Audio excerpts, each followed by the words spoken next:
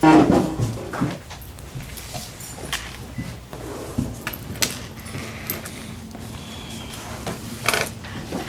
morning. Today is Wednesday, June the 30th, 2021. This is a special meeting of Commissioners Court of Grimes County, Texas, being held this day at this time, 9 a.m. at the Annex Building, 114 West Buffington Avenue in Anderson, Texas, at which time the following subjects will be discussed and acted upon to wit.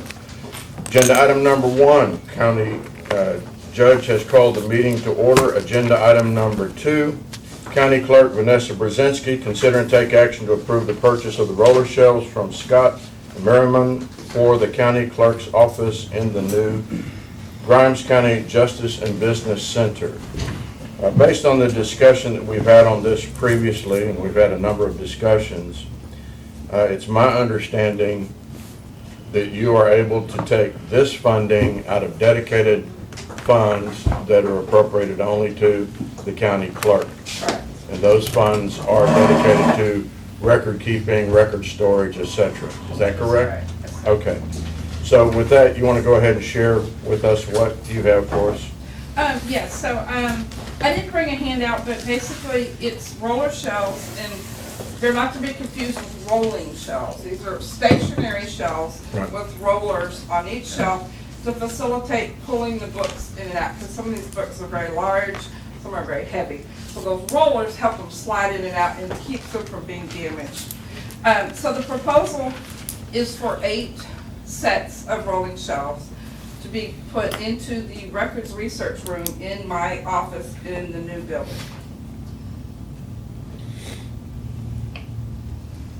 And I believe that total was around 18, what's that number, Justin? It was a little bit over 18,230. $18,230. And which fund are we taking this out of? Did we decide? Either 21 or 54? They're both, 21 is management of records. Uh-huh. And so you had to discuss that Okay. with us. Well, I knew you wanted to take it I out mean, of one or the I other. guess we could discuss which fund we take it out later. But it doesn't matter which, from the standpoint of, so people understand, you have dedicated funds that are generated from fees that are collected through the county clerk's office. Correct. And then those funds, once collected, can only be used for particular efforts with records, record management throughout the county. Right. And We then could, those include we can't come to you and say, hey, we need 20,000 out of your fund, and we need to fund that to get a new air conditioner for precinct 3, Right, because there's one out. Not That's, allowed. well, I just want people to understand Yes, that it's a restricted those, funds. those funds are dedicated for particular items, and they can't be used for anything else. That is And it correct. doesn't make sense for us not to use those funds when indeed we'd have to draw from fund balance or other areas where we have that flexibility. Right, and we would be able to deduct that amount from the total amount of furniture that we had requested, so that would reduce that sum by $18,000. And one of the urgencies that you had expressed to me is that you do have a quote that expires today. Today, yes, sir. And you've been advised that if you don't initiate the quote, that the price is going up or may go It up. will go up, guaranteed to go up, yes, sir. The cost of steel. Okay, commissioners, any questions for the county clerk? Commissioner Cox? Yes, sir. So what records will you store in there? These will be all of our marriage books, our probate books, our commissioner's court minute books, all of our deed index books, all of our cattle brand books, anything that needs to be accessible to the public, that people come in and want to look at. The brands are not scanned and online. Most of the marriage records have been scanned, but not all of them. They've been scanned, they just haven't been put into the system. The Commissioner's Court minutes, I just got the last set of those books back, so I will have those scans available soon. And then none of the probate books have been scanned, and that's on my to-do list for next budget year. So To a total of about 200 books. I guess my question would be if two, if they're already scanned, then why are we storing them? We're required by law to keep them permanently, and they must be accessible to the public. We cannot get rid of them. They have to be preserved and maintained by law. Okay. Yeah. Would it not be money better spent to go ahead and scan the additional records that aren't already scanned in? Oh, absolutely, and I'm in the process of doing that. That's already proposed for next budget year, to get those probate records scanned. Yes, sir. But to clarify his question and your answer to that question just now, scanning them, they're going to have access to them in your office? They'll have access to them in our office, and once we get those images converted into CoFile, they'll be available online to the public, that they Okay. can access them from home. So some of them are already accessible, and like I said, most of them will soon be accessible in the coming months. Okay, Commissioner, please continue. Okay, so you said to have public access, so we already have some scanned, Yes, sir. some are not. Right. In order to view those that are not, how does the public? They have to come into our office to view them. So they gotta come in early, get up early and be there early, Well- if they have a job. They gotta either miss lunch, or they gotta take off early and come in. Right, right. That's why it's so important that we get these scanned and available online. I as agree soon with as you, and possible. that's the issue I have with purchasing shelving, when I believe Right. that money would be better spent scanned. I understand, but again, we are required to keep the books, and not everyone does have internet, so we do have to still make the books available to those that do not have internet access at home. Okay.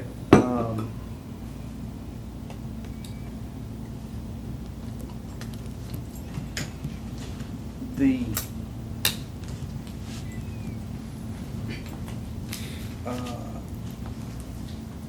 the books don't have to be stored here. Well, if they're not stored here, I don't know where they would be stored, other than a separate storage facility that we're looking at maybe by, Yeah, building. well, they can be stored at the Texas State Library and Archives Commission. I contacted them, and they said they're no longer doing that.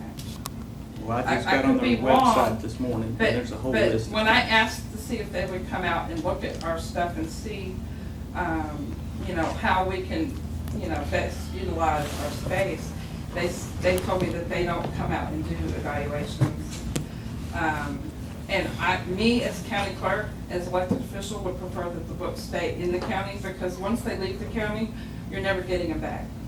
But you still have And access to they them. do belong to the county. You would still have access to them, especially if they're scanned. Limited, but yes. Once they're scanned, yeah, then that's not an issue. But there's a lot of books in there that will probably never be scanned, just because it would just take a long time to get, old dockets and things like that, that So people we don't need really to pay come- to house those here. We can, if nobody's looking at them, why do we keep them here? Why can't we just send them to professionals in the state to do the archive and scanning or whatever? You still have access to them, you just have to call them and say, I need a book, Right. and they'll But- deliver it. I understand, but right now, they're fine where they're at, as far as over in the vault, the old jail. But I do have to bring books with me to the new building. And in order to do that, I'm gonna have to have shelving for these books to go. Okay. Yeah. Judge,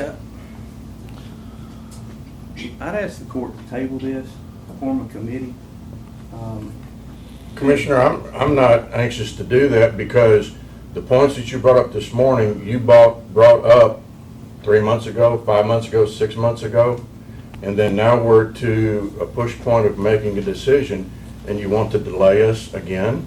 No, I don't want to delay us. I want to spend the taxpayer money in the best possible way. You're inconveniencing the taxpayer by having to come look at the books in person. You're inconveniencing taxpayers by having them wait 2 or 3 days to have them delivered from Austin if we don't have the records scanned. Then let's scan them. What's it cost to scan the rest of your records? Each book was about $5,000. How many books do you have left to scan? A lot, like hundreds of books. You have 100? Give me I don't want 100, I don't want to, give me an idea. I don't have those numbers in front of me, but the books that I need to You have. have at least 100 books? I have more than that. Okay. My inventory shows about 2,000 books in total. But not all, would all 2,000 books cost you $5,000 to scan? No, that's to like replace the entire book. To scan the book, it's, a certain price per page, and it just varies on the condition, the size, how many. I guess what I'm pages. getting at, if we give you permission to get all your records scanned right now, instead of spending the money on these shelves, Commissioner, I see that to be an insurmountable cost and not a good use of the taxpayers' dollars at this time. Well, it's the way of the future, Judge. I mean, Well, I understand, but we're not there We gotta be yet. forward thinking, and housing books on $20,000 shelves is not the way of the future. I can access just about anything I need to know right here. I don't have to go to a bookshelf unless I have the inconvenience of storing books. But we are still required by law to make them available, whether it's convenient or not. Is it available on this? Some of them are, yes. And you've made them Some of them available. are. And to scan just the probate books, I've already got the quote, it's almost $200,000. And we do have limited funds in my records management. I can only spend so much each budget year. Right. So we have to just do it a little at a time. But regardless of whether they're scanned or not, they still have to have a place to be. And I don't think sending them out of the county is a good idea. I really don't. Because they do belong to the county. And as the elected county clerk, that's your Yes, sir. That's my preference. preference. Yes, sir. And, in order to house these books, I gotta have the shelves. Because I need those shelves that are already there to house the books that I'm not bringing to the new building. So you mentioned in your budget workshop, when this subject matter came up, that the most requested records were probate records and criminal records. Correct. Well, aside from deeds we get requests every day, but those have already been scanned. But the records that have not been scanned, that we get most requests for, yes, are probate records. So that is my number one priority this coming budget year. But don't you think that the money that you're wanting to spend on this shelving right now would be better spent to scan the records that are most requested? So if I'm sitting in my living room and I need a probate, I can get on the county clerk's website, pull the record up, pay the fee, and print the record. And I don't have to come, get up early, or take off from lunch and not eat lunch, or come after hours, or not after hours, take off early from work, so I can come up there and look for it in a book. Right, and I get it, what you're saying, I absolutely do. But these probate books are being stored in the jail, they're not being brought to the new building, so these new shelves are not for those probate books. Okay, but we still, that's your most requested record. Yes, and I plan to get them scanned, that's on my budget for this coming year. And we approved your plan previously in this court. And I'll be submitting a new one in September. And I'll include that. So these shelves right now are just for my office. They're the same books that are already in my office. They just need a place to be. And these are not coming out of the general fund. This is not coming out of anything other than my records management fund from the fees that we have collected. And that's what that money's for. That's what that money's for. It's for scanning, preservation, and storage. Yes. Yes. And we'll help the county out by not having to spend that money when we're sitting here trying to decide on furniture. That's that much less money y'all have to worry about. Ms. Brzezinski, Yes. what happens to new records? New records are no longer put in books. Mhm. They're all scanned electronically. We don't make books anymore. The only What- things that we do keep is we do keep a hard copy of all the marriage licenses. What about deeds? The deeds are all electronic. We do no longer put them in books. Okay. Yeah. Just because it saves space and we've kind of, moved with the times. How often do you hear citizens maybe coming in and saying, I wasn't able to upload this online, because we still live in rural America? Yes, we do. And when And- someone calls and they have issues, we help them. Most people are able to get what they need. Some people come in because they don't know it's available online. So, you know, we try to make the public aware that they can get their deed records online now. So when they call, we give them our website and tell them, you know, that they can go there and if they have questions. But people can still walk in and, you know, walk in and ask for a deed and we'll provide it for them right then and there. How often are the books that, that you're planning on stored in your office, reviewed by whether it be all personnel? It's hard to say. I mean, it just, you know, it varies. Like during COVID, we, you know, had nobody come in, but now that we're kind of open back up, we're getting more people coming in wanting to look in our computers, look in our books. We get landmen that come in and are searching leases. We get people that are coming in looking at criminal records or probate records, doing research. So we still get people to come in and look at the books. And that's usually what I see over at the jail is We do get landmen. people to come over there, that's where our older records are, Uh-huh. and yes, we do have people that come over there. So, once we move, Mary's coming with us, so that building will stay locked. Mhm. And if somebody needs something, then we can go over there and retrieve it for them. So do you know how many, can't tell how many people actually come in, but can you tell me how many people have, how much money has been generated by scanned records? On scanned records? By downloading we records that get are a- scanned? We get a monthly credit from CoFile, and it ranges anywhere from $200 to $800 a month. It just depends on, you know, how much traffic we're getting. And so, and then we also get a check every month from LGS for people downloading court records that are now available online. And so how much does LGS and CoFile charge the consumer? That I don't know. Well, okay, so the fee is $1 a page, okay? They charge $1 a page, or we? Yes, our office charges $1 a page and CoFile charges $1 a page. LGS, they do it a little bit different. They require you to have a subscription. So, in that subscription, I think you can have unlimited downloads. I'm not sure how that works. But when we get a check, it's typically $1 a page. So you say you get $200 to $800 a month from CoFile? From CoFile, that's just people requesting stuff from our website. What's that percentage of the dollar that we get? It all comes to us, 100%. It's $1. Yeah, we get 100%. So we're generating $200 to $800 a month by people going online, clicking a button and printing out what they need or downloading what they need, That's correct. as opposed to records just sitting. But if somebody wants a copy out of a book, we're still gonna charge them $1 a page. What's to prevent them from coming and pulling the book, taking a picture with their phone and putting the book back up? They can do that, it's legal, they sure can, yeah. You can't stop them. Do your employees reference these books?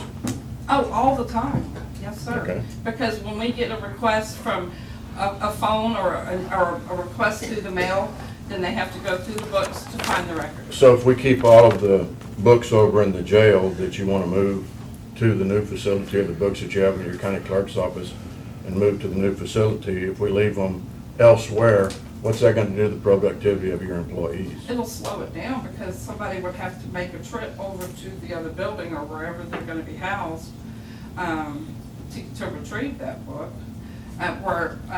You know, once it's scanned, we can just pull them right up. But sometimes even the scan is not clear and we have to still go back to the original to get a better picture or to clarify information.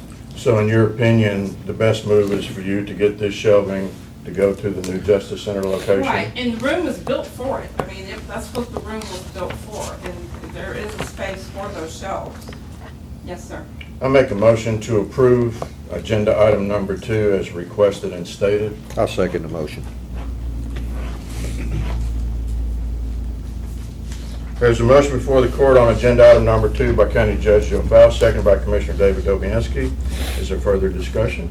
Comment, that's not the way of the future, that's not the direction that the county needs to be going. We need to be moving in a direction, we're spending millions on technology and we're housing books. I can go to the public library and pull up any book that I need to pull up. Are there any Question. other comments? Question. Go ahead. I'm Oh. ready to vote. No other comments? All in favor say aye. Aye. Opposed? Nay. We'll do a count. Commissioner Mallett, how do you vote? Aye. Commissioner Dobianski, how do you vote? Aye. Commissioner Commissioner Walker. Walker? Aye. Commissioner Cox? Nay. County Judge? Aye. So it's a 4-1. Let the record indicate, please. Thank you, Ms. Brzezinski. Thank you, Commissioners. We will go to agenda item number 3, discuss and take action on furnishing bids for Grimes County Justice and Business Center. To the end. Ma'am? I said, I wish we could move it to the end, Why do we want to move it to the end? because we have so many people who have to get back to work. I think they're excited about You number think so? 3. Sure. Oh, Aren't you all right. excited Gee, about you number 3? Agenda item number 3, discuss and take action on furnishing bids for Grimes County Justice and Business Center. I've asked IT to assist the auditors that if we need to, because Jennifer has done a tremendous amount of work.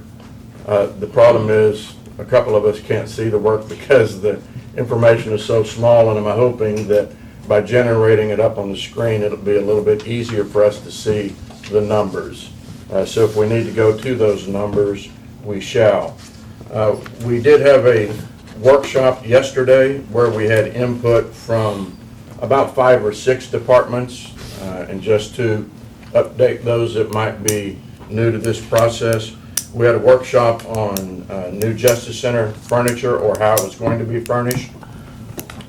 The issue was, or the reason we had the workshop is because the question came up, how much are we going to spend, how much are we not going to spend, how much is going to be new, how much is going to be used, what can be taken with us, what can't be taken with us, et cetera, et cetera, et cetera. So on the basis of that, we had a workshop. My office then contacted each and every department head or elected official that is engaged in the move and asked, or is going to be affected by the move, to submit a list of, originally it was what they needed to take care of their business in the new Justice Center. When that came back, we felt like, okay, let's take a look at what's not going to be taken. So then we passed around to every department head, every elected official. This is furniture that is not going to make the move. Is there something you can use out of it? And as a result, we had some departments say, yes, I'll take this, I'll take this, and I'll take this. One example that I can personally refer to, the treasurer's office was not taking their furniture.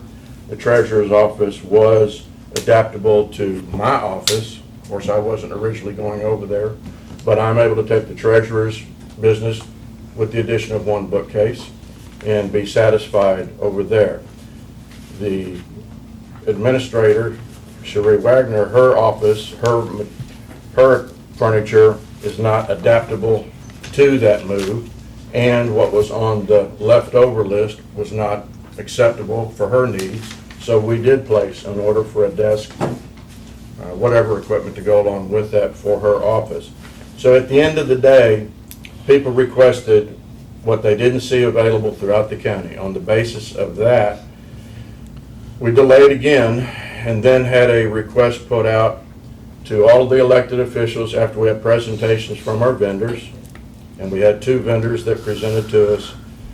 And we said to them, okay, based on the amounts that they have submitted, because it was more than what we had anticipated as we had moved through the process, we then said, review what you've requested. The auditors sent out the quote from the vendors to each of those elected officials and department heads and asked them to review what adjustments can they make, and on the basis of that. Then yesterday, we had 5 or 6 departments that came in, made adjustments, reduced their amounts. We are now to the point where we need to make a decision. Are we going to select a vendor? And if we're going to select a vendor, which vendor?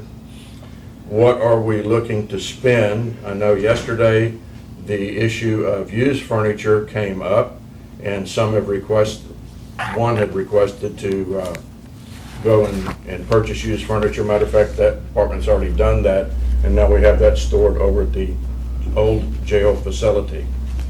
So the question before us, Commissioners, we need to discuss and take action on the bids for the County Justice and Business Center and make a decision one way or the other. When the original contract was put forward, there was a form, and correct me if I'm wrong on this, Al, or Commissioner Cox, or Commissioner Mallett, since you two represent the court on the building committee. I believe there was a $400,000 budget line for furniture in the $10.5 million contract. Is that a correct statement? I believe we took that out and had it as an alternate. No. We either bid it or did we? It was, I think that was We just an bid. estimate from, So the original bid come out, we bid courtroom furniture and everything to do with the courtroom, jury room, stuff like that. Then, P-Gal went out for bid, or got a quote from KI, just to outfit the building via the CAD. And it was 365,000 is what it come back, Okay. plus the IT stuff made it 411. Okay. So a little over 400,000, and that was not acceptable to us in the court. may I ask a question? Sure. Did that include assembly and setup and moving? or Absolutely. anything in there? Commercial grade, Product. furniture always comes with product setup, warranty, and delivery. And it also is ADA compliant, things of that sort. Yes. Okay. But that did include a delivery cost, which is where I was Right. going with that. Okay. And you asked the question, was it in the original? It was an alternate, and on top of that, I'd like to say that the building itself was like 10.5 or whatever. That's around we number paid. 10.5. Then the additional money we had set aside for the capital projects of this building was a total of 12 million from the beginning, right? The whole budget package was 12 million. Yeah, it was Correct. 12 million. So we are not 20% over. Absolutely This not. has always been the plan that It we is. had. You have a building, and then you have the added cost of drives, you had the added Where cost. do you get the costs that were 20% over? I'm just putting that out there in the Oh. universe, okay? Oh, you've been reading Facebook. I'm putting it out in the universe so that we can stay on task, because I want to defend our project manager. We are not 20% No. over cost. No. And not only him, but ourselves, we are still within the range that we set Yes. from the beginning of this budget, even with all of the alternates, because you had a building cost and then you had alternate costs. So I just want to make that point. Well, Thank you for and- bringing that and this is a sidebar to what you're saying. Yesterday, we had a meeting on another topic, but it included our contractor and the auditors and our project manager looking at the ARAP program. And our contractor, Collier, said that they had been waiting to do a particular item, but they had allocated 7,000, correct me if I'm wrong on this, Jesse or Al, but they had allocated 7,000 in product material. They couldn't wait any longer, they had to go and buy it, and now that product cost them $21,000. But it's not a hit to us because we have a signed contract with them, and they're obligated to stay to that 10.5 million. So I hear exactly what you're saying, Commissioner, and we've done everything, I believe this court has done everything we can through the process of protecting the taxpayer dollar. I understand there's some concern when somebody says, oh my gosh, they're gonna spend $335,000 or $365,000 on new furniture. All of us take a deep breath on that and say, no way. And as a result of that initial information coming out, when we sent the request to our elected officials and our department heads, what do you need not necessarily what do you want, what do you need. When they submitted their research back to us, it was $165,000. Now granted, they were buying from unauthorized dealers or dealers that don't meet the requirements of the statutes that this Commissioners Court has to work under. But by the time we get done, we're going to be close to $200,000 or under $200,000 in expenditures for additional furniture that's needed, so I understand. And I'm not making excuses, but as you put information out, I think it's important that we share that information with the public because we're online, we're recorded, we have citizens present, so. And I want to make the point also, again, that the vendors we have were on a buy board that governments can go to because they have a set price that they've negotiated to governments. And yes, we have other furniture companies, but we have a statute that we can only spend up to $50,000 if we don't send it all out for a seal bid. Is that correct? Under one vendor.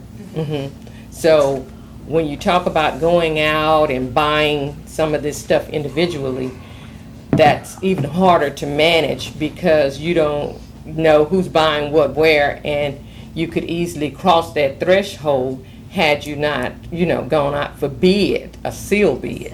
But the bids we have were on a buy board from a government. These people have been approved by the government that other governmental entities can go to them and purchase. And that's why we have the bids we have, right? They're on a cooperative purchasing agreement. Okay, Yes. all right, Yeah, thank you. what I'd like to do at this, I'm sorry. Go ahead. What I'd like to do at this point, so that we hopefully can make a decision, but we still need to debrief some information, and I want to give the auditor's office all the credit that they're due.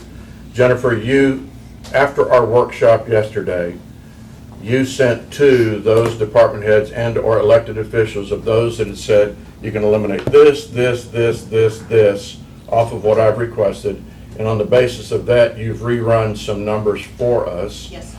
So, again, I would like, if you don't mind, with the help of yourself, Jesse, Al, or whoever is appropriate, to kind of walk us through the numbers that you have prepared, and we can ask questions and be aware as we go through that list.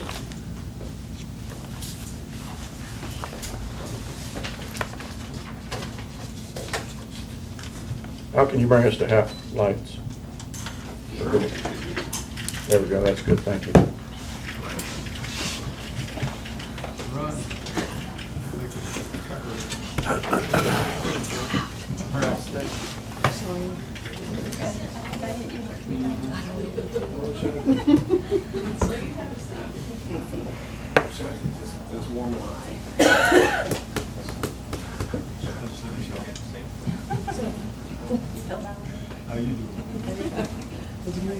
Okay, Jennifer, I think the first thing I'd like you to do is tell us where we were before our workshop yesterday, and then let us know where we're at now, okay? Because if it sounds reasonable enough, we might get a motion and approve it and move on. Before the workshop yesterday, we were looking at a full quote price of all requested items from each department, including chairs from HBI, of $218,438.11. We had our vendor KI. That full quote of requested items, including chairs, was $240,279.42. We also had Body Built come in and give us a quote for all requested chairs, and that is this number here, and that was $52,164.55. Let me ask, are chairs in both HBI and Yes, sir. KI? Yes, sir. But if you take chairs out of those two bids and we went with Body Built, then Body Built has a bid of $52,000? Yes, sir. Okay. And that's only chairs that include any lobby seating, desk seating, guest chairs. If any of the table and chair sets that are gonna be used kind of like a conference table. That's not That there. is not in a body-built chair. That Okay. was quoted as a table, as a furniture item. Thank you. So after the workshop yesterday, we come back down to a quote from Body Built of just chairs of $47,618.15. If we choose to go with HBI, the total quote using their chairs quoted is $181,152.44. Hold up, Jennifer. What column are you on? with that? I am on this column right here. Okay. So right That's- now, That's all, including their chairs that they quoted, okay, so right now, though, all of the bids or less, include, I'm sorry? or less. All of the bids are less, but all of the bids, including with the chairs, are all under $200,000. Yes, sir. Okay, Except when we add in roller shelving, but now that's a moot point, so. yep. HBI, once again, was $181,152.44. If we go with KI, Jennifer, should we be looking at the minus rolling shelving quoted by vendor, the 178? oh, yes, you're right, Jesse. That is I my was mistake. gonna say. Yeah, since roller shelving is taken off, that is now 178. 178.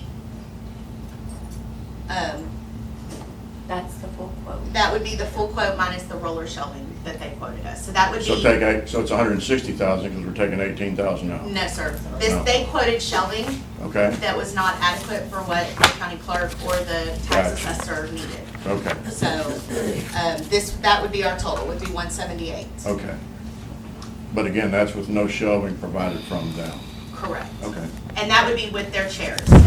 Then when we go to KI, their total is $210,251.45.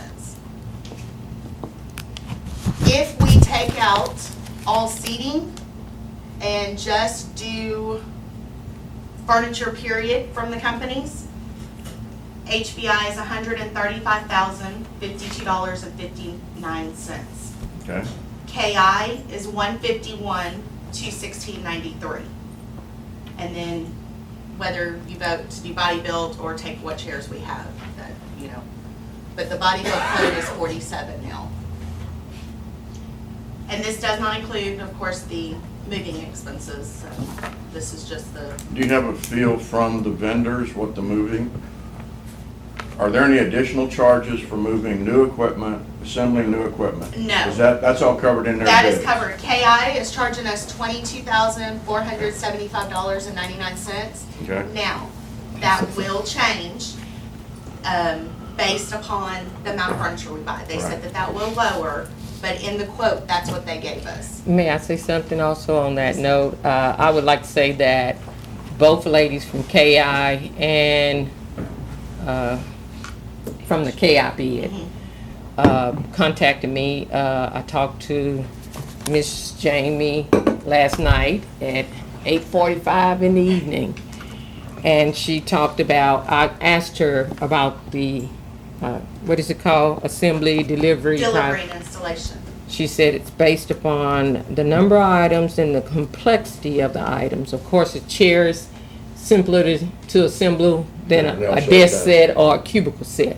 So those numbers would go down. And she said she also emailed you with a response. Yes, ma'am. Yes, ma'am. So I did want to say that I spoke to her. I really appreciate them. They called more than one time. I was out walking, and they kept calling till they got me because I had a question.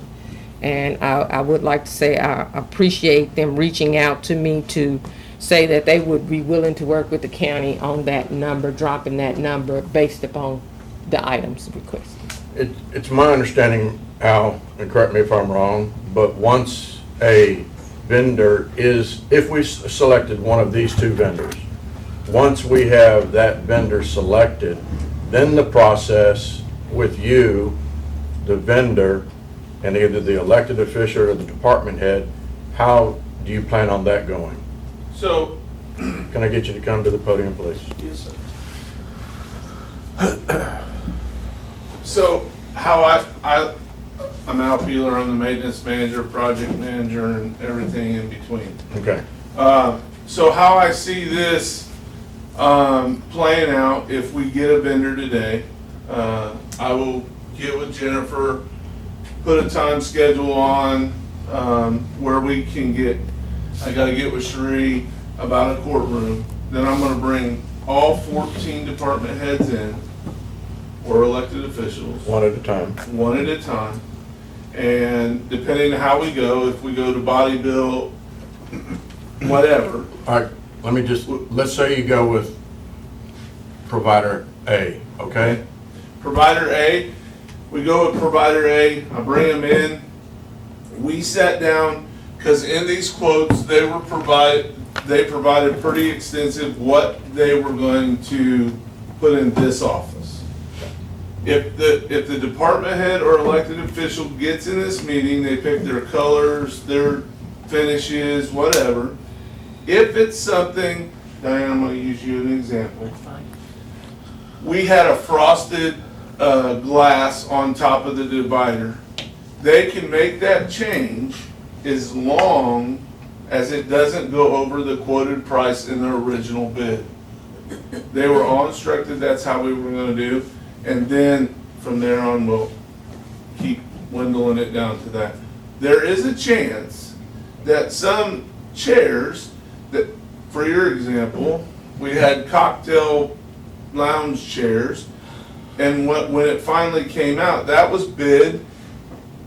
It was not what we wanted. We wanted a regular chair in front of your administrator's desk. That's gonna lower the cost. So there is a chance, like the safes. That's the hot topic. The safe is, they didn't have a clue when they bid what type of safe they wanted. So they went out and picked a safe that they thought. Now, when it comes to that, when I bring in the people that requested safes, I can go, okay, look, here's a picture of a kind of safe that we got, and this is the price we can get it for. That gives me more negotiating power in the meeting. So it's gonna drop costs like that. They all know that's coming. So if we vote on a vendor, talking about an amount today, Yes, sir. we know that we're not gonna spend more than that, and probably going to spend somewhat less than that. My job is, you get me to where we're gonna go. My job is to get them vendors in and get it there, no more than there, or less. Okay. That's my job. That's what I try to do with the building. What about the discussion on used furniture yesterday that came up pretty dramatically? I wasn't instructed at that time to go out for used furniture. Used furniture poses a few problems Okay. for us. And they are? Storage for one. Two, What do you mean storage? I don't have, so if you go to, and I haven't talked to any used furniture companies, so I don't know if they store it until, or they deliver it. I don't know any of their particulars. The problem is, we go out, we take, I don't know how they're set up, so I'm not even gonna comment on it. Okay, go ahead then. Get out of here. No, is that it on it? So on used furniture, you don't know how they operate? so- I don't know how they operate, because I wasn't instructed to go to used furniture Okay. company, so I I'd don't. like to go to the auditors. Do y'all have an issue with us going to used furniture? With you going to used furniture. So if you go, the vendor who was mentioned yesterday, they are not on a co-op, they are, but not for used furniture. So the fear in going out is if you expend over $50,000, then we go back to that where it has to go out for sealed bids. And how do you bid for used furniture? How do you put that out there for used furniture? Well, I don't- I'm- I think it would be very difficult because there's no set standard. So we don't want to exceed the 50,000, and. But you could go to a used furniture company, spend 45,000 and walk down the street and go to the next used So you're furniture. you're gonna knowingly circumvent. Yeah, no, I'm not, but that's what I'm getting at, that I you'd would- be circumventing the statute and then we'd You would have a be. liability. Yes, and I would not, yes. Yes. You wouldn't recommend that, I would would you? not recommend it. I would not encourage it, I would not recommend it. Mr. Foltz, our Yes. legal advisor back there, any thoughts or comments, dare I ask? Just a fly on the wall, Judge. All right, Fly on the wall. Anything else on the vendors? I do want to ask you, do you have a preference No, I do not. between the two vendors that are provided? I do Okay, not. Thank you. Auditors, do you have a preference between the two vendors? Our job is not to have a preference, that would be up to you guys. If Y'all are two more financially- flies on the wall, just providing Flies on the information wall. for the, Financially speaking. for the 5 sitting ducks up here on the court. Is Sounds that it? I do have a comment I would like to make. Please. After going through a lot of these numbers for the last few days, beating it down with Ms. Jennifer, and thank you for Agreed. your assistance. Very much so. I did ask her to run some additional numbers yesterday, just to be a little bit more accurate in the numbers that I gave you was. And my thought was, between the two companies, you might have a better price, say, I'm just gonna use, for instance, for chairs, between the two companies. But then desks from the other companies, or conference tables seem to be cheaper from the other company. My proposal yesterday, or what I kind of put out there in the atmosphere yesterday, was perhaps looking at purchasing certain items from one company and purchasing them from another co-op, just to make savings, because the difference between chairs from KI and HBI, the difference is $26,000. Do you know what the KI chair number is? The KI chair number? I'd like the KI chair number, the HBI chair number, and the body build chair number. Oh, the total number, is that what you're asking? Yes, I have, this is it right here. Body built total chairs versus HBI versus KI. We have body built at 47,618.15. HBI is $34,976.72. Okay. And KI chairs are $59,034.52. And did we remove chairs yesterday also? That's with the removal of That's with the yesterday's. removal of some of the chairs. So some of the removals have been removed, I mean, Yes. chairs have been removed since the numbers I quoted you yesterday. But it should be lower. Yes. So if you took the 59,000 from KI, does that then make them the lowest bid? I'm not trying to make them the lowest bid, but I'm just, because they were higher a little bit than what No, HBI. because this number here, the 151, already had The chair's out? all chairs out of it. Okay, okay. Could you go back to your chair numbers again?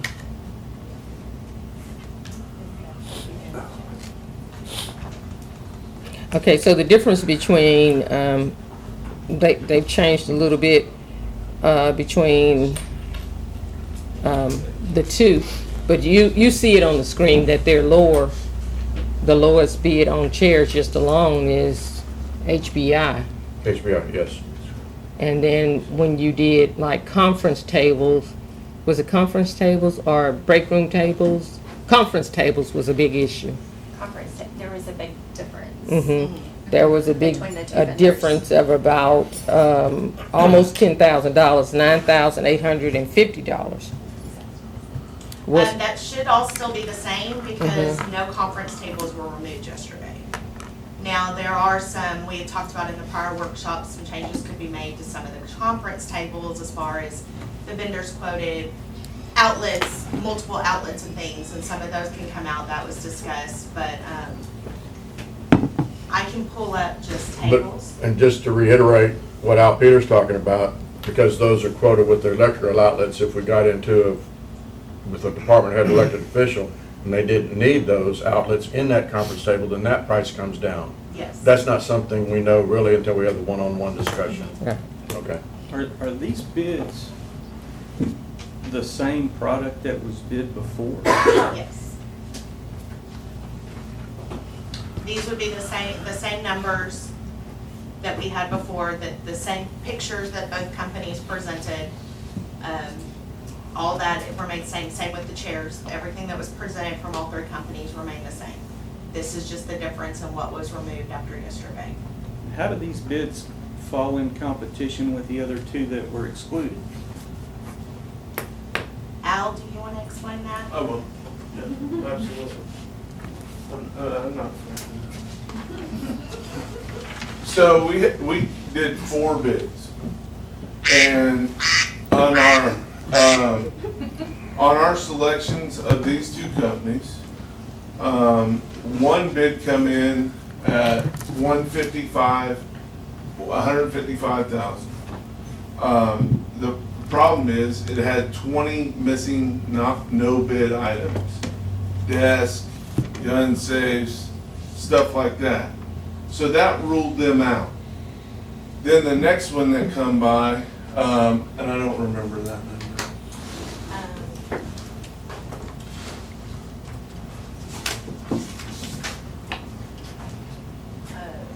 169. 169, but they had 19 missing items. So how we did that was, we took off the other 2 bids, we took the 20 items that they no bid and add them to their bid, so we'd have to still go out and get that 20 items. So we added that to their bid, and the same thing with the 169, and it put them just about average with all 4 of them. So we took the 2 most complete bids.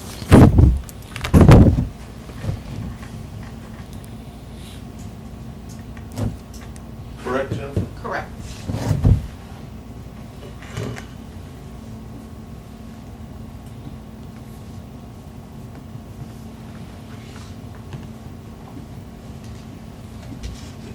Does any commissioner have a preference between HBI, KI? I've just got some comments and observations. All right, Can I sit down? sure. So that, Thank you. from yesterday's workshop, some of the things that I noted that were significant to me was the cost of the furniture. It seems as though some of those bids have come down now, and it is what it is. Everybody that got up there yesterday made the comment that the bids were too high. One of them even said, quote, shockingly high. I don't know if we still consider this amount to be too high. It's a lot of money. All of the departments that spoke yesterday said they were willing to accept and use pre-owned furniture. Some couldn't determine how or where they would use the furniture that they requested.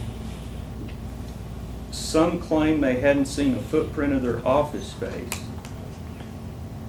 Requests were supposed to be based on need, but of the departments present, most found something to cut out.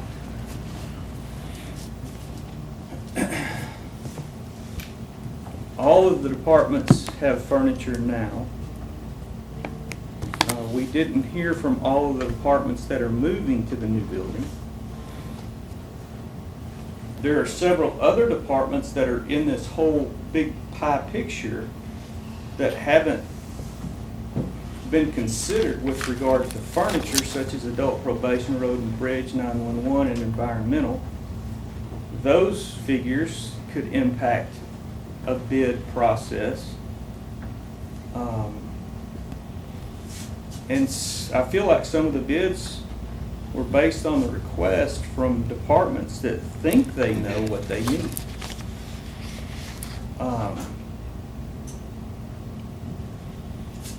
And we're going on what Commissioner Walker said, and I don't know that it's not a good idea. It is probably a good idea, but combining some items from one company to the other and another. There's a lot of unanswered questions here. And this is a lot of money to be talking about spending for furniture. So let me ask the auditors, what's the legitimacy of, when you have bids like this, what's the legitimacy of having both vendors come in and let the, I'll call him the buyer, decide between the two? Or Al, your input? I mean, is that, Well, if they were to say, you know, this vendor we're solely gonna purchase the chairs from, I don't know that you wanna open the door where they can pick and choose, oh, I want this chair from this vendor or this chair from that vendor, but Al, do you have an opinion? It wasn't a choice that I was given. No, it was a matter of a vendor. You're saying the best price for the chairs is from this particular vendor, so all of our chairs are gonna come from this vendor.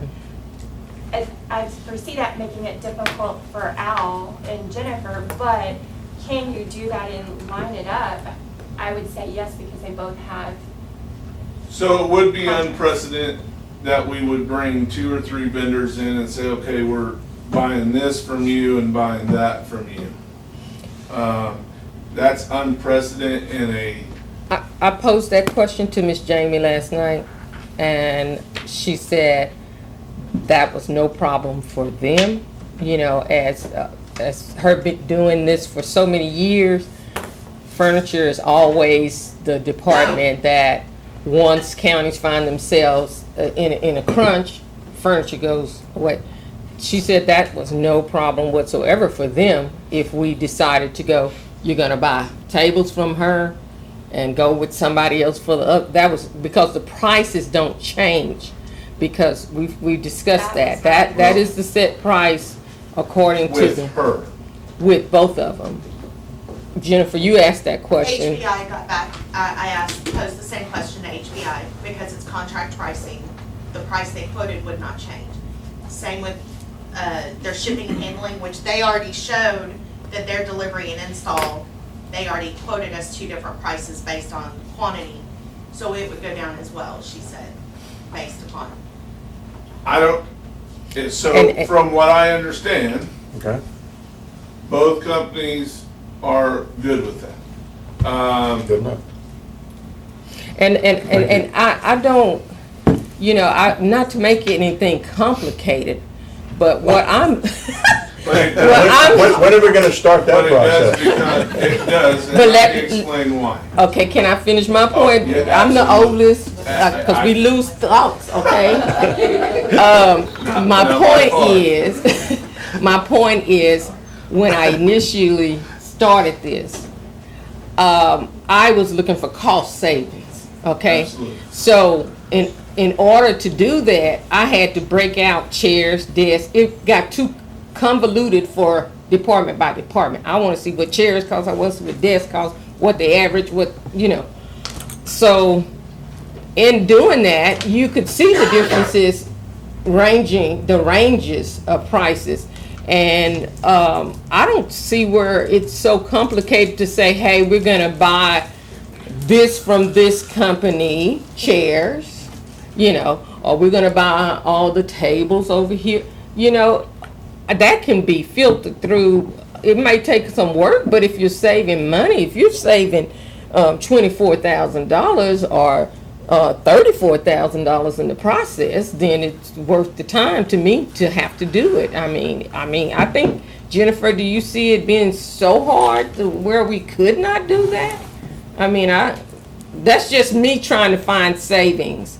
The other thing I wanted to say was, even as a court, when we initially started talking about this, yes, we put that list out there to our elected officials and department heads, but as a court, we are the ones who to set the budgets for these departments, and if they're out of hand or out of control, some of the stuff, you know, you just have to say, hey, we're gonna set a limit over here, not to exceed, you know, and that keeps your numbers in line.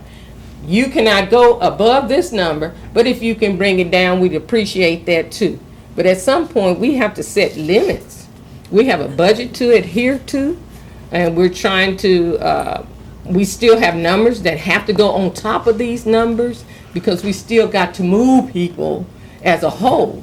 So I was just trying to find cost savings, and I am more than willing to have to sit down with y'all, not to confuse y'all anymore, but if we have to go department by department, Well, on some, we are gonna be going department by Yeah. department, don't mean to cut you off, but Al's gonna be there, I believe Jen's gonna be there, the vendor's gonna be there, and if this is the case, we'll have the two vendors there, and we'll have the elected official. They'll pick out the colors and what have you, and if, from what I'm understanding on the conversation, if HBI is a better price, I want HBI to furnish this. I want KI to furnish that. that's not And what then we I'm take- saying. then- What I'm saying is you buy either chairs from one company, okay, and then maybe this company, desks from this company. So you're not having two companies there at one time. You're having them make, as far as colors, that, you know, you can get the colors from the departments without having to walk them through the building and have the people there. You can just go down the list and say, Ms. Brzezinski, what, do you want mahogany finish or do you want cherry finish? You know, chairs, we've already said we're gonna try to stay uniform with those. So, go ahead. So you're saying that court would need to itemize, basically, they would need to go through the list and itemize and say, all desks are gonna be bought from this vendor. All bookcases, you are gonna have to go through the list and break that out. Not So the it's- entire list, not if I'm pulling out chairs and I'm pulling out conference tables. So those are the only two items you would pull out, That's all we looked at so far, huh, Jennifer? because there's We desks. there's talked about bookcases. desks, and in terms of desks, when she pulled up the desk number, I asked her, what is the average cost of most desk sets or whatever, and we pulled those numbers. If we have to put a cap on not to exceed, that's fine with me, because some of them exceed greatly, okay? I think some of the numbers could be brought down there, but it was up to that department to bring them down. But as a court, we can say not to exceed. Well, I'll just throw this out there. I guess somebody's watching it online, and it says, "Hi, Philip. My company specializes in used office furniture." As a text on my phone, Canada phone. My company specializes in used office furniture and liquidations of large office buildings. I have 14 floors of beautiful office furniture coming out of a TXU Energy building that has offices, workstations, and seating available for incredible low prices. And it attaches some pictures. And then says the company's name. So there are other options out there. I don't know. Well, Commissioner, I appreciate you bringing that to our attention, but Yes, sir. again, You're welcome. you've been on the building committee Yes, for 2 years plus. right. Why are you now bringing this up at this point? I mean, We had never talked about it before. We talked about furniture a number of times, we have. When? a number of times. In the workshops that we had, way back when we looked at the budget of the furniture. So what am I bringing up that's not been discussed? Well, you just brought up this provider, this supplier. I mean, it sounds good. It sounds like a good idea. I just And got it- the text, would you like to read it? I understand that. I understand that. But my point is, you know, the used furniture became a bigger issue yesterday, and we had talked about used furniture. We didn't know about the storage issues. We didn't know about the I was looking for warranty. That's not the word I'm looking for. Warranty. Warranty. And then also, the issue, okay, is it going to last? And we don't, you know, we don't have those kind of bits of information to help us. And it's not to say we don't get a brand-new desk and it collapses next week. But, you know, I guess if we hadn't had rain delays and freeze had come in here, we'd be in the building and this decision would have already been made. And the idea that we're still trying to decide what we're gonna do on furniture, it just bothers me that we, elected officials, can't make a decision and move forward.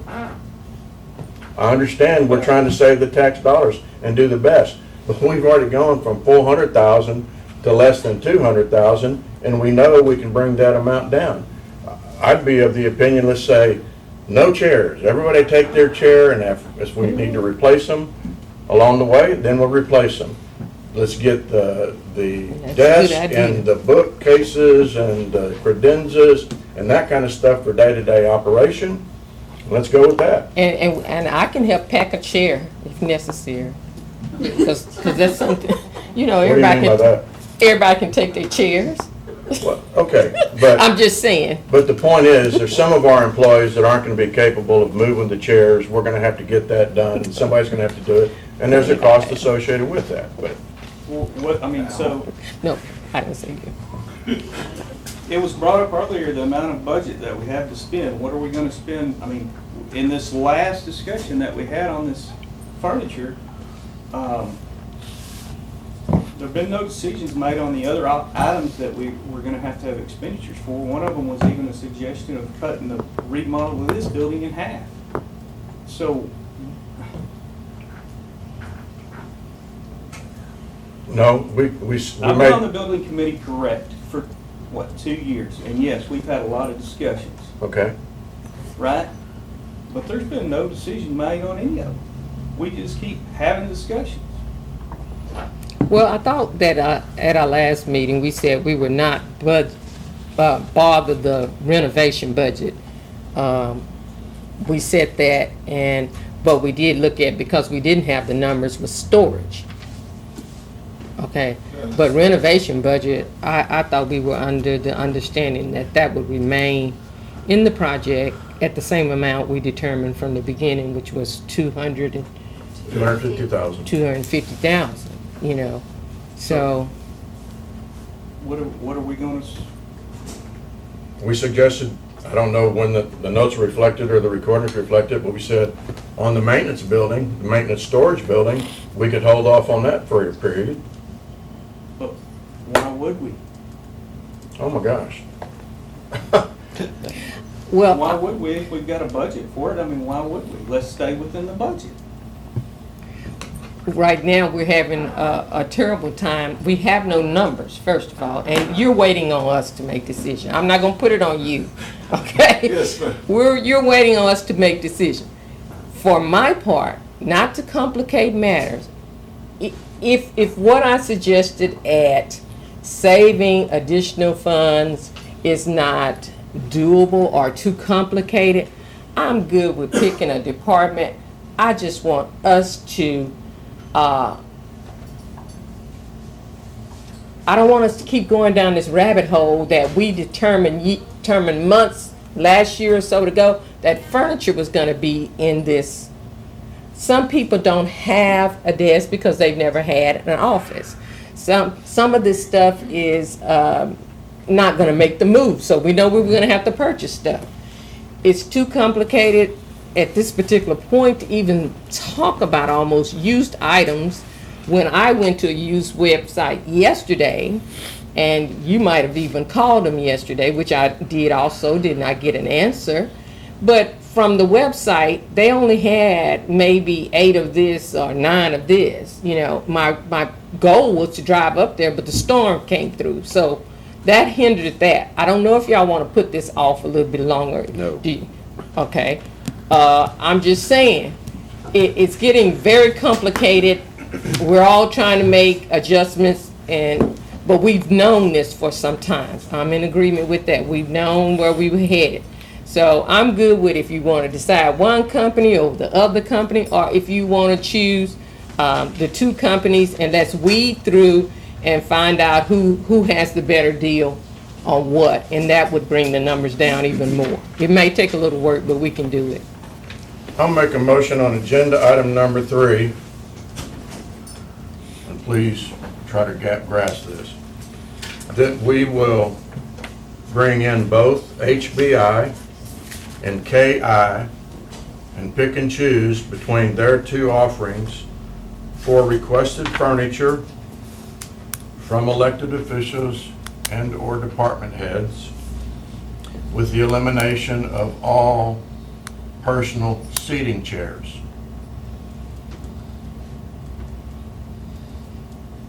Is that your motion, son? I think so. I second the motion.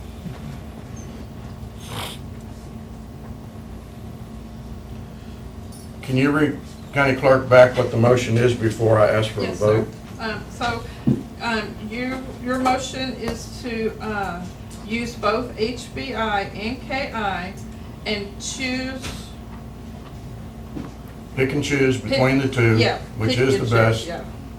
For requested furniture from department heads and elected officials and eliminate all seating chairs. And the seating chairs that I'm talking about are the Personnel. individuals' desk chairs. So I'm not do we talking, wanna change that to desk chairs? well, I don't know that everybody's at a desk. I don't wanna Personal. say all chairs. Personal desk That would chairs. eliminate all chairs, so. He said personal, I thought. Yeah. Where you have the conference tables, those will stay. With the 4 Right. chairs, those will stay. Lobby chairs. Jury rooms, lobby chairs, those will stay. So I'm just talking- desk chairs. For this initial move, everybody can take their chair, and if their chair needs to be replaced after the fact, then we'll work through that. Okay. Or we'll have monies allocated left in the Gotcha. $12 million. Okay, Would you read it one more time? yes, sir. So you want to choose both HBI and KI and pick and choose the items, the requested items from the department heads and elected officials, and with elimination of all desk chairs. Is it up to the departments to pick and choose from the vendors, or is it, The auditors will be there with the project manager, and it's a pretty easy, if they can get what they want at this one for $500 cheaper than this one. but what if Ja- they? I'd like to be there also, since that was my suggestion, because I really would like to see those numbers come down, and I don't Okay, mind well- talking to the departments. All right. We're just needing clarification for us. If we're going to, and for building maintenance, if we're gonna be the ones overseeing it, we need to make sure we are clear on what it is that we're asking us to do, because is it, we go through and if the desks are low with HBI, we only give them the options of HBI desk? I believe that would be the case. Mhm. It'd be the HBI desk, providing it meets that elected official or department head need. On a line item basis. So would Yeah, that mean line that you item. can only pick a HBI desk or a KI chair or vice versa? How do y'all wanna, or just leave it up to the elected officials? No. I'm sure glad we're not making this complicated. No, what we're saying is, either we're gonna buy, from what Jennifer and I have looked at for desk, and we just kind of briefly glanced at the desk, HBI was a better price on desk. HBI was a better price on chairs. KI was a better price on conference tables. Some of the sets that they're asking, like that. I'm not asking for each department head to come back in and make the decision. I'm saying, you tell me what color you want. That's what I was trying to clarify, but I don't think that was the motion. Mhm. So we only give them the option because it does, most of the time, the comparisons, they were pretty much the same, right, on the desk? Yes. For the vendors, it's just HBI was cheaper. So Mhm. whichever vendor is cheaper for that, then they can only choose from that vendor. Mhm. Is that workable, Al? Okay. Because you had those options also of traditional or Do contemporary. we have So we wanna add Clarification. that we'll be purchasing. You gonna be all right, Al? Desks from HBI. You gonna be all I'm right? sorry, please. Which companies are we gonna use for desks and which companies are we gonna use for Vanessa? chairs? I believe it's a Uh, line item, line item basis. It's on the line item So basis. just leave it like I had it. What the gist? Okay, Yes. okay. Line item basis. Dare I ask, but I will. Is there further discussion? Yes, sir, there is. Okay, Mr. Cox, Commissioner What- Cox. Is there a maximum amount of money that we're gonna allocate for this selection process? Not to exceed whatever the highest number not to exceed those numbers that we're looking at now. So the Which one? 135,000? 135. Well, you've taken the minus out, so you've got to take chairs out. These You've got- numbers though. Yeah, these numbers have the changed. 135 or the 151. Both of those numbers, however, have no seating. That's no lobby chairs, no guest seating. We've got to put So- those. If we're allowing lobby chairs and guest seating, I would have to run these numbers one more time to give you a figure. For the time being, why don't we put a cap of $150,000 because we know we'll be able to bring it down from that number.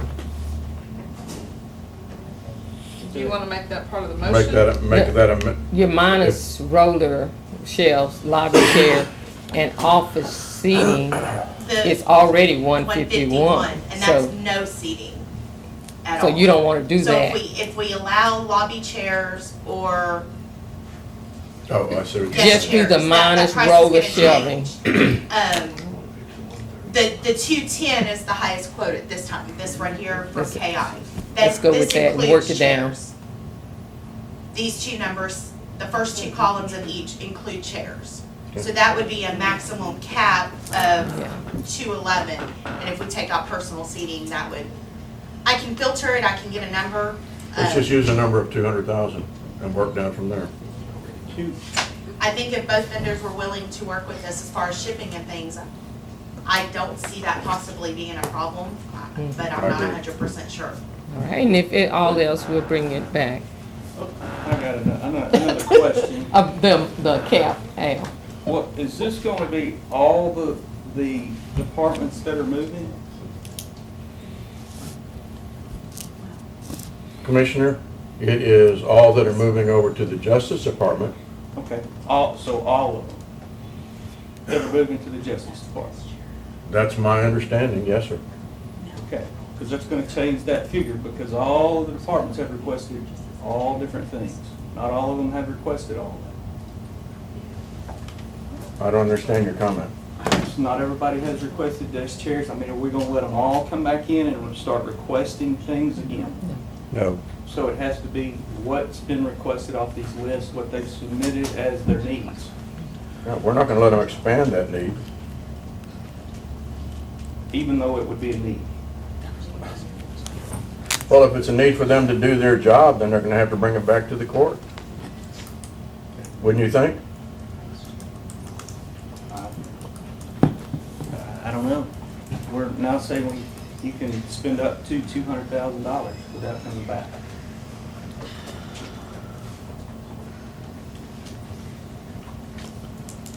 But you got a motion. Would you read the motion one last time, please? Yes, I will. So, your motion is to select both HPI and KI and choose items requested from each department head and elected official, eliminating all desk chairs with a cap of $200,000 instead of $150,000. Okay. I'll just put 200. Now, is that total for both vendors? No, We're ma'am. not putting a cap for each vendor, He didn't add that. just total. Total. Okay. All right. There's a motion before the court on agenda item number 3 as read. All in favor, say aye. Aye. Opposed? Nay. Commissioner Cox, Commissioner Mallett, how do you vote? Aye. Commissioner Dobianski, how do you vote? Aye. Commissioner Walker, how do you vote? Aye. Commissioner Cox, how do you vote? Nay. County Judge, aye. The vote's 4-1. You made the motion, Judge, you did, and second by Dobianski. It was. It was made by County Judge Jill South, seconded by Commissioner Dobianski, David Thank you. Dobianski. Agenda item number 4, Human Resources Director Talita Coleman. Consider and take action to amend Grimes County Personnel Policy Manual, page 72, section 7, by adding 7A, which reads, 7A, current fiscal year lapsed and/or unused salaries may be used to fund temporary/seasonal positions within the same fiscal year. The elected official or department head's request will be submitted to the Human Resource Department and placed on the Commissioners Court agenda for consideration.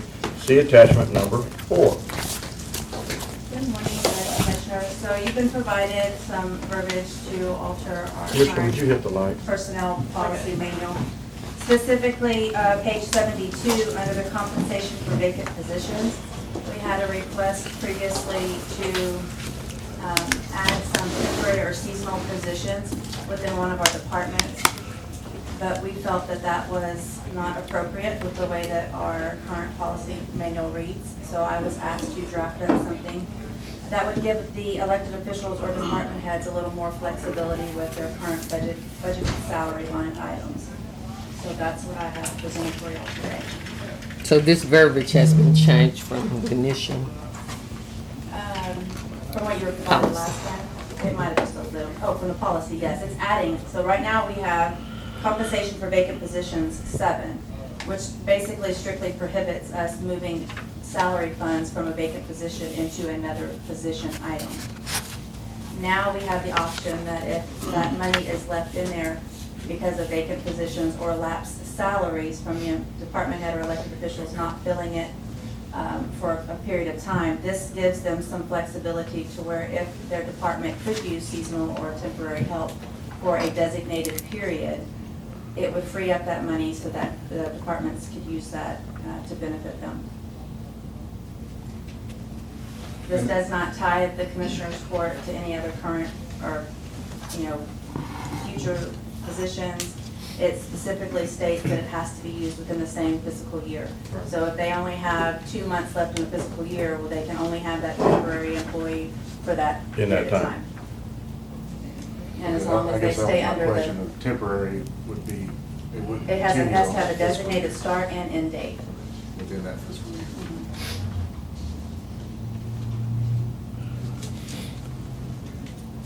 And this was requested by the Road and Bridge Department.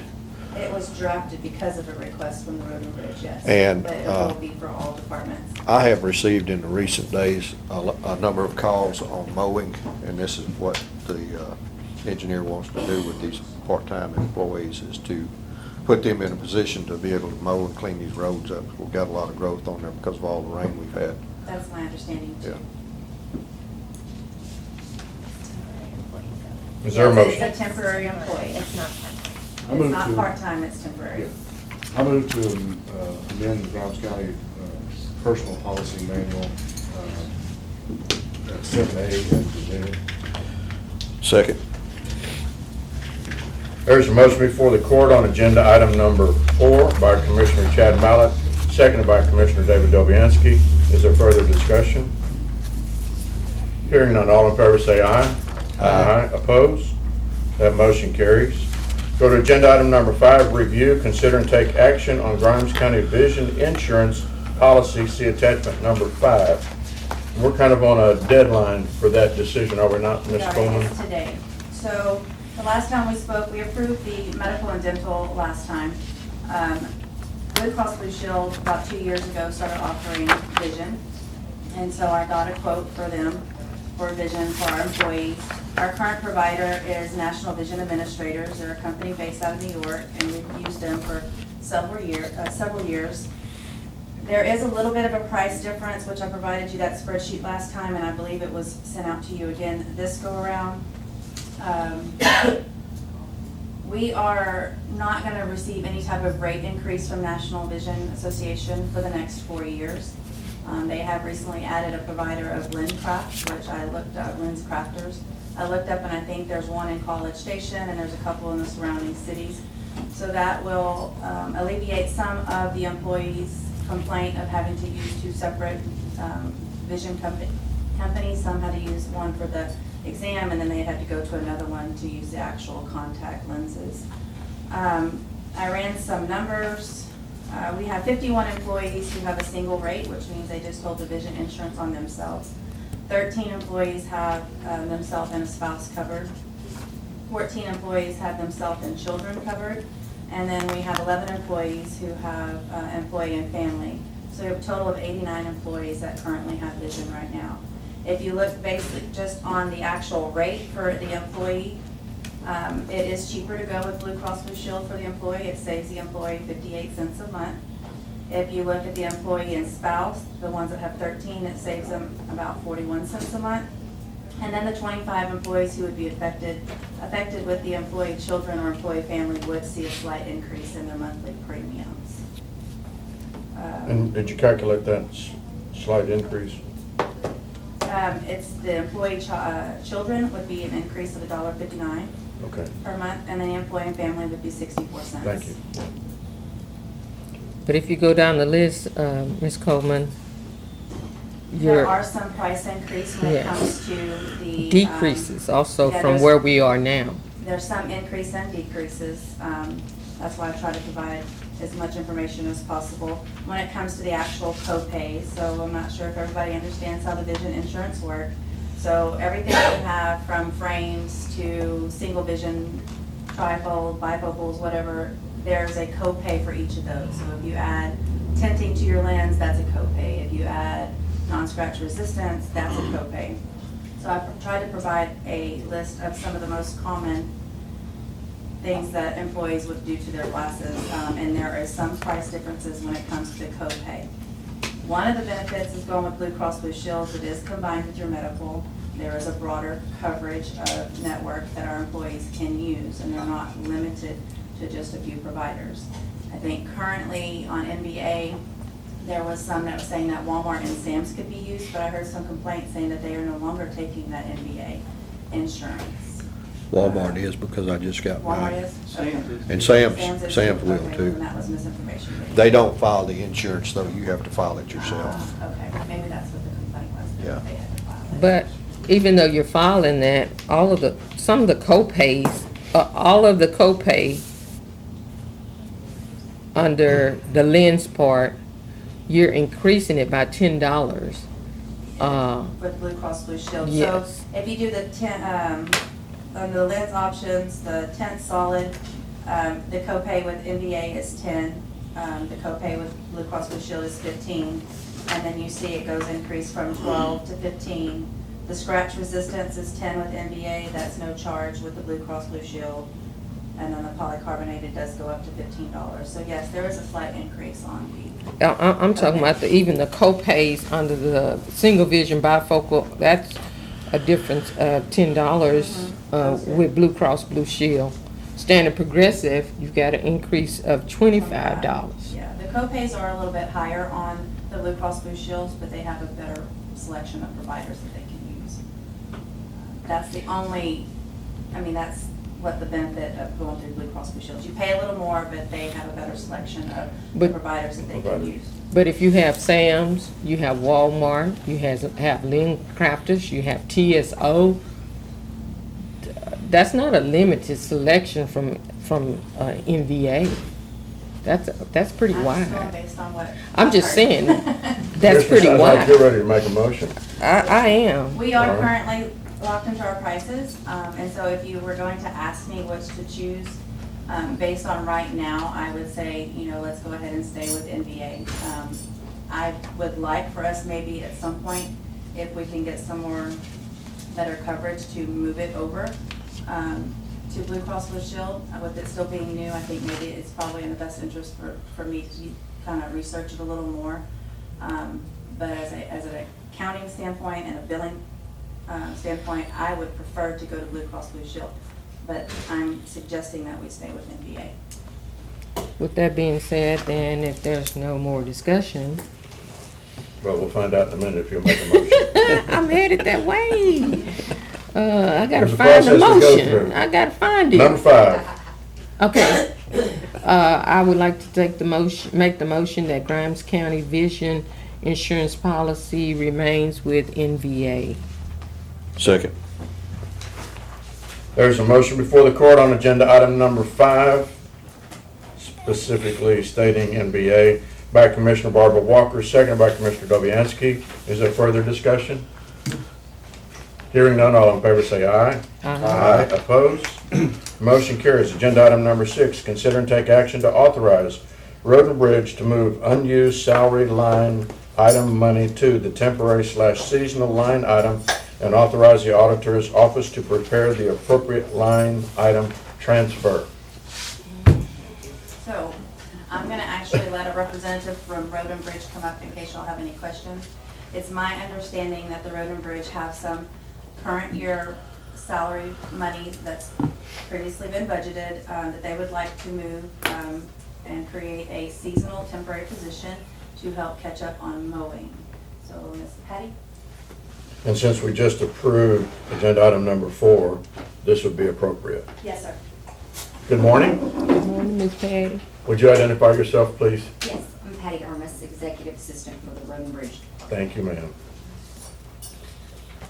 I think the dollar amount was around 9,000, is that Yes, sir. Mr. Gray said roughly 10,000. I did speak with Jesse, and it would be dependent upon funds available. His quote was for 4 people for 29 hours a week at $10 an hour, roughly $10,000, depending upon if A, we can find workers to work for $10 an hour, and B, if funds are available, and Jesse and I discussed that. And we'll get together if approved after court. How many days a week is that?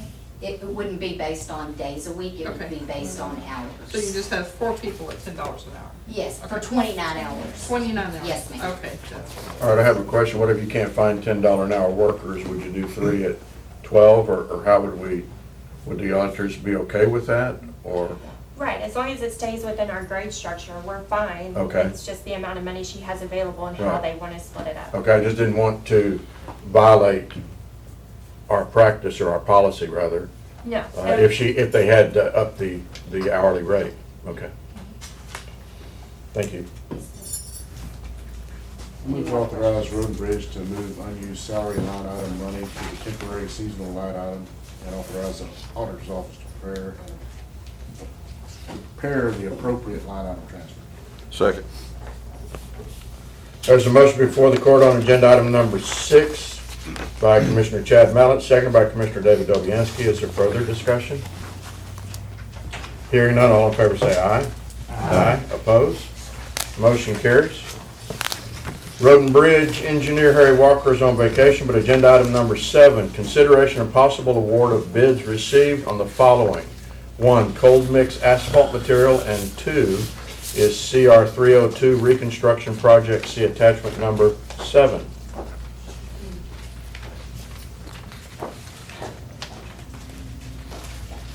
You should have all received a recommendation award from Okay. Mr. Walker on the Right. cold mix. Mhm. We had 1 bid from Waller County Asphalt. And then we received a letter declining a bid from Logan County Asphalt.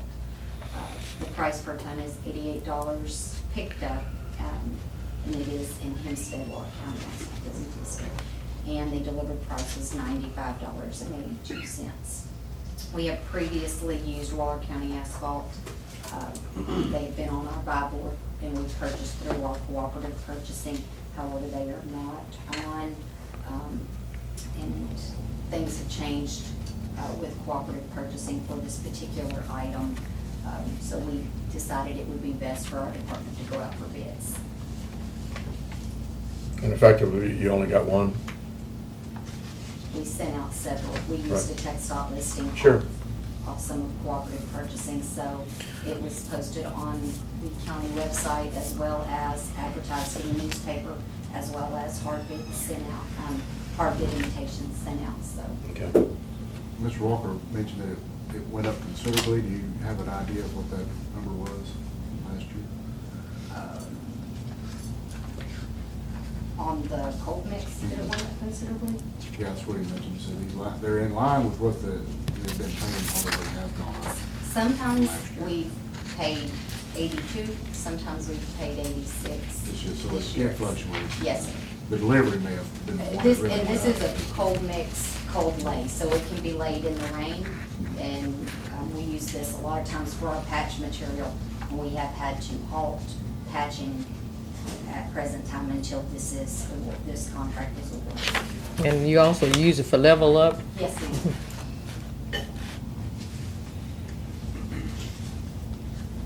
We're doing each one separately, right? Yes, ma'am. Well, I'd like to make the motion that we accept the coal mix asphalt material bid and award it to Waller County Asphalt. Is that correct? Second. There's a motion before the court on number 1 of agenda item number 7 by Commissioner Barbara Walker, seconded by Commissioner Philip Cox. Further discussion? Hearing none, all in favor say aye. Aye. Opposed? That motion carries. Agenda item number 7, item 2, CR 302 reconstruction project. See attachment number 7, so that would be the second letter submitted. Ms. Patty, anything to share? Or it's all there? It's all there. This is an extension of what we received from the Chet Edwards grant several years ago. He's been out of office over 10 years. Absolutely. And it took us a long time to get the funding for that. And we initially started at FM 1774 and went as far as funds would allow us to. And we tried to do our own level up from time to time to extend that project. This actually would start at FM 362 and come about as far as over the Beeson Creek, approximately 3/4 of a mile. So y'all are picking up at 362 and coming east, Yes, correct? sir. Okay, And that still will not complete the entire 302 road. right. That road is extremely long, and as you can see, this is what it costs for just a small portion of a hot mix I think material place. from 1774 to 362, it's just about 10 miles, maybe a little bit over 10 miles So, in length. And that's the worst part of that road too, Yeah. right in there, around Beeson Creek. So, Was there just one bid for this one, or is it? yes, sir, that's it. is this the alternate bid, is this adding that with the total? Yes, ma'am. Okay. It's And that added an additional additional fourth one-fourth of a Yes, mile, ma'am. that's what I was trying to make Yes. that point. The original base bid was for 3/4 of a mile, and then the alternate bid added 1/4 of a mile. No other questions. I move that we award the bid of the County Road 302 reconstruction project to Glenn Fuquay Incorporated. Second. There's a motion before the court on agenda item number 7, part 2, by Commissioner Philip Cox, seconded by Commissioner David Dobianski. Is there any further discussion? Hearing none, all in favor say aye. Aye. Opposed? That motion carries. Agenda item number 8, consideration of possible approval of the renewal of the special road use and indemnity agreement for the Blue Jay Solar Project. See attachment number 8. But I'm gonna let our area superintendent, Mr. Brissett, speak with you as well as. He's been patiently waiting to come to the podium all morning. I can see it in We his have a face. representative here as well for Blue Jays. Sorry. Okay. Good morning. I'm Scott Brissett with Grimes County Road and Bridge. I'm the north end foreman. Yes, sir. As far as the Blue Jays' progress, they were making good progress on their roads, doing a lot of work on the drainage. But, you know, the last probably 10 days, we've had close to 6 inches of rain. But they were making progress. They're keeping the roads in pretty good shape. They're putting a lot of material on the roads. Drainage is the biggest issue that they have right now, and they seem to be, you know, trying to do their best for the circumstances as they are. Is drainage something we're taking care of? No, ma'am, they take They take care of the They drainage? take care of wherever their roads they use, they're responsible for maintaining those and the drainage. And they were making progress again, but it's been a rough. It has We've been. got rain up there that maybe didn't come down here, maybe it's storm, but it's put a kink in all of our plans. Commissioner Dobianski, didn't you get a call, though? I did. You shared something? And I have a question for Blue Jay, if one of the representatives will come up and answer the question for me. Don't go too far, Scotty. I'm Damon, your site controller for the Canal. Okay. When it's raining like it has been, I would like to see y'all slow your movement down with heavy trucks on the roads, because it tears up our roads terribly. And I've had projects through my precincts where trucks have come in, and I've actually went out there and shut them down. I did that a couple of times. 2 years ago, we had a pipeline coming through here. There's no reason to get out on those roads when they're wet as they are, and you're cutting ruts in the road and tearing them up, because then we get calls from our constituents wanting to know what's going on and why that's happening. So I would ask y'all to please do that. We had a truck yesterday, right, that show up unannounced with structural steel to the substation, right, parked on the road. We went and dealt with it. But to your point, right, we've seen an abnormal amount of rain here in this area. And now ourselves, we decided to commit roughly $300,000 to upgrade these roads. We're bringing aggregate in, cutting ditch work in, and doing maintenance on it. So we're doing what we can, but if you're aware, the truckers, it's like herding cats.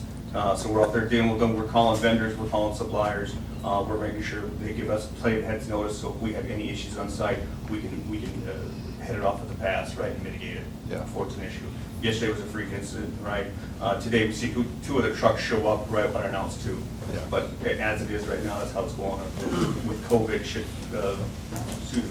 supplies are just showing up randomly. Sure. So we're trying to deal with it as best possible. Yeah. You're lucky you even have supply showing up. Commissioner Yeah, Mallett, Commissioner Mallett, do you have any, thank you, Commissioner Dobianski. No, like I said, what Mr. Grissom was talking about, I think they've made some progress. There were a lot of complaints early on. And I believe Mr. Walker mentioned, he probably recommends another 30-day extension. Could we see that extended just to the next meeting? I think there was some Well, I think I confusion. looked it up, and I think it should be 28 days till our next Okay. possible meeting, so I think it will be, so there won't be any. Yeah, there was some slight gray area confusion with the there. constable out Yeah. there. He thought the RMA expired, right? Yeah, well, it's happened before with some, because of the way the timing of it, put it on the agenda. I understand. It's happened before like that. But if we do that today, 1, 2, 3, we'll have another meeting on the 21st, which would be 28 days. Okay. Yeah, we are guests in this area, so as much as we can then be open, transparent, and communicate as much as possible, we want to keep it going. So we'll I guess with that being said, I move to approve or extend, I guess, renew the special road use indemnity agreement for Blue Jay Solar Project for an additional 30 days. Second. There's a motion before the court on agenda item number 8 by Commissioner Chad Mallett, seconded by Commissioner David Dobianski. The addendum is for 30 days. Is there further discussion? Hearing none, all in favor say aye. Aye. Opposed? That motion carries. Thank you. Thank you for your patience. We'll put it on the 21st. Agenda item number 9, discuss and approve interlocal agreements for 911 and database maintenance services and authorize the county judge as signatory. See attachment number 9, but I see Miss Kat Lee sitting there patiently waiting. And you could kind of update the court on this, could you not? Would you not? Will you not? I can do the database maintenance part. We Thanks, have Scotty. interlocal with Bryce Valley Council of Governments. It's a grant, reimbursement kind of grant. It's for $20,000 a year in monetary that we get through filing reports, maintenance reports, progress reports, and then we get those payments in $5,000 increments every quarter. You'll see in there a scope of work, which I have signed, and Anita Pitt has signed, and that's kind of our agreement on what we're responsible for, what we will do, and those are our duties that we have set forth. And you and your department are comfortable with those? Yes. That scope of work, correct? Okay. Have you had the county attorney review this agreement? This was sent directly to the judge, Okay. from Anita Pitt to the judge. So was there any change? The only change in my part was the words addressing coordinator. Everything says database maintenance coordinator now. Those were the only Oh, changes. previously it said addressing coordinator. Now it says 911. Database maintenance.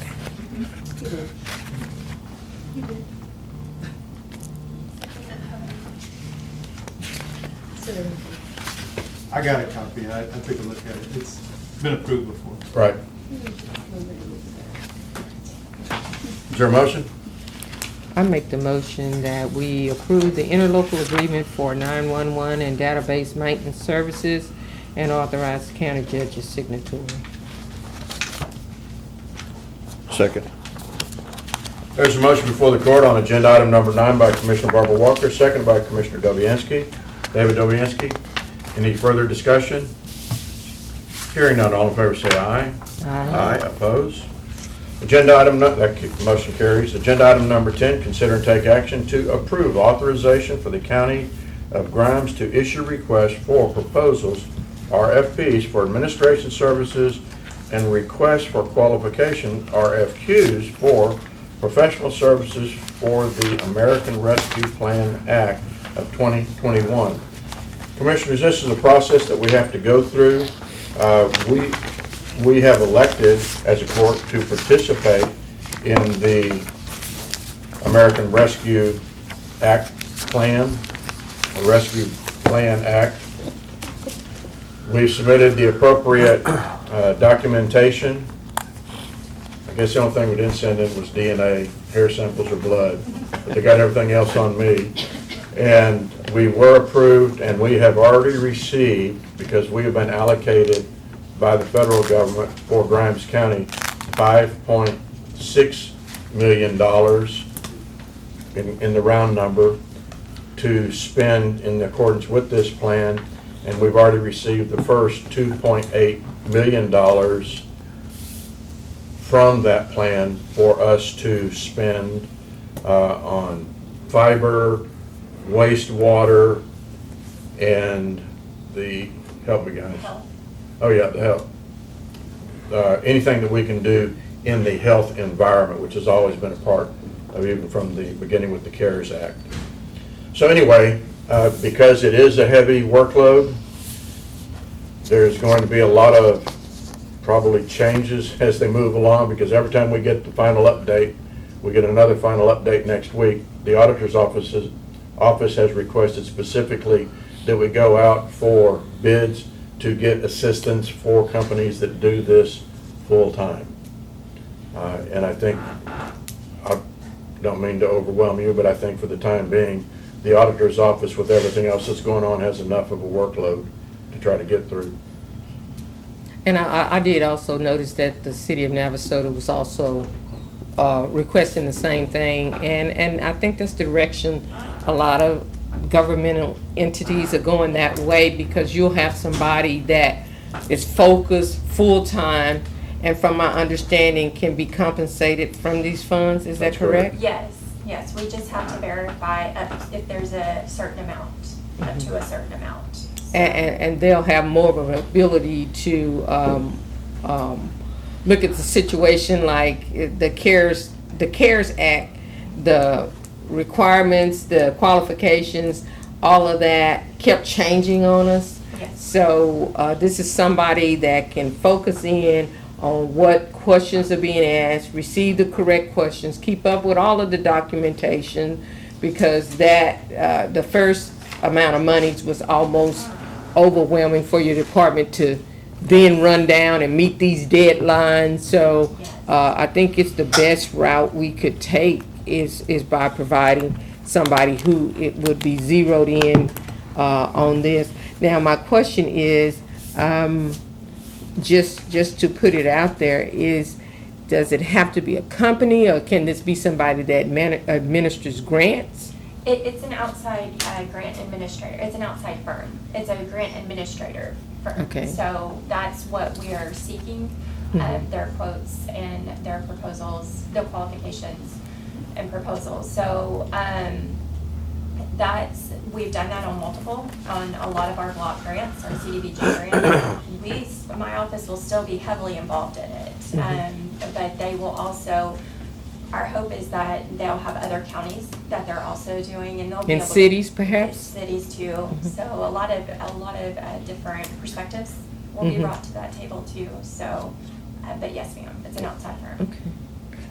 Well, if there are no further questions, then I'd like to make the motion that we approve authorization for the County of Grimes to issue requests for proposals for administrative services and requests for qualifications for professional services for the American Rescue Plan Act of 2021. Second.